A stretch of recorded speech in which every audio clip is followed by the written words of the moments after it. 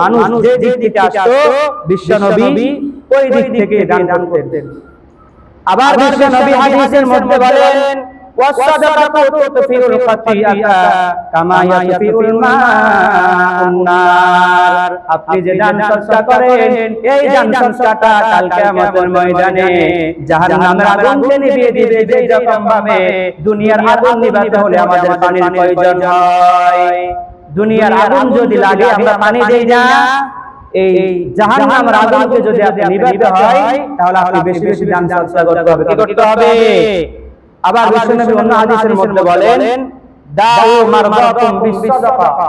আমাদের অসুস্থ হয় না, অনেক অনেক 12 মাস অসুস্থ লেগেই থাকে, স্ত্রী কোনমতে সুস্থ হতে না হতে বাচ্চা অসুস্থ হয়ে যায়, বাচ্চাকে আবার 3-4 মাস ট্রিটমেন্ট করতে করতে আমি নিজে অসুস্থ হয়ে যাই। প্রতিটা মাস প্রতিটা বছর মানে ঔষধ ঘরে লাগবেই, ডাক্তারের কন্টাক্ট নাম্বারটা আপনার ফোনের কল লিস্টে থাকবেই। এমন হয় না আমাদের অনেকে? বিশ্বনবী বলেন তোমরা এই রোগের ট্রিটমেন্ট নাও দান সদকার মাধ্যমে। কিসের মাধ্যমে? দান সদকার মাধ্যমে।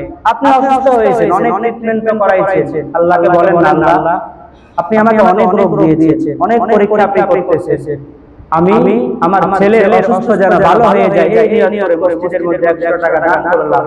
আপনার ওই বাচ্চাকে সুস্থ করে দিবেন একজন, তিনি কে? আল্লাহর কাছে ওই ক্ষমতা আসেনি? আরো জোরে বলেন আসেনি?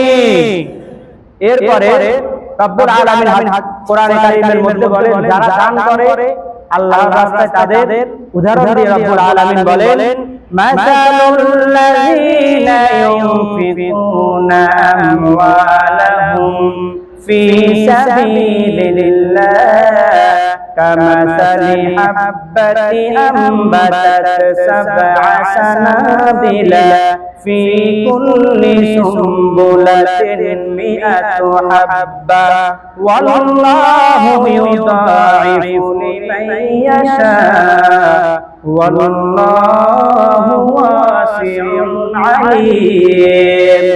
রব্বুল আলামিন কোরআনে কারীমের মধ্যে বলেন যে ব্যক্তি আমি আল্লাহর রাস্তায় দান করবে ওই ব্যক্তির উদাহরণটা হচ্ছে এমন, কোন ব্যক্তি যদি একটি বীজ রোপণ করে ওই বীজ থেকে 7টা শাখা বাহির হয়, আবার ওই প্রত্যেকটা শাখা থেকে 100টা করে দানা বাহির হয়। রব্বুল আলামিন বলেন কোন ব্যক্তি যদি আমার রাস্তায় দান করে আমি রব্বুল আলামিন তাকে ওই পরিমাণ সওয়াব দিয়ে দেব। সুবহানাল্লাহ।